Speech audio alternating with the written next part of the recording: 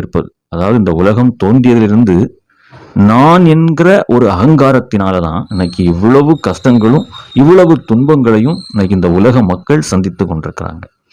So அப்படி என்கிற அந்த நான் என்கிற அகங்காரத்தை நம்மளுடைய மனதிலே இருந்து முழுமையாக மாற்றுவதற்காக தான் ஐயா அவதாரம் எடுத்து இங்கு வந்தார். அதான் 10வது அவதாரம், வைகுண்ட அவதாரம். இந்த அவதாரம் தான் இந்த உலகத்துக்கே ஞானமாக இருக்கிறது. அது மட்டுமல்லாமல் ஆகமம், அதாவது இதுக்கு முன்னே இறைவன் அருளிய ஆகமத்தை அனைத்தையும் ஒன்றாக திரட்டி ஒன்றாக கூட்டி அகில திரட்டு அம்மானு என்கிற ஆகமமாக நமக்கு தந்தார். அதுவும் ஒரு ஞான வெளிச்சம்தான். வைகுண்டோடைய அவதாரமே ஒரு ஞான வெளிச்சம். இந்த கலி உலக மக்களுக்கு இன்று மிகப்பெரிய ஒரு ஞான வழிகாட்டியாக திகழ்கிறது. இந்த 10 அவதாரம் என்கிற அந்த விஷயத்தை கொஞ்சம் பார்ப்போம். அதாவது 10 அவதாரம் மட்டும்தான் நாராயணர் இந்த பூமியில எடுத்தாரா என்கிற ஒரு கேள்வி அங்க எழுகிறது.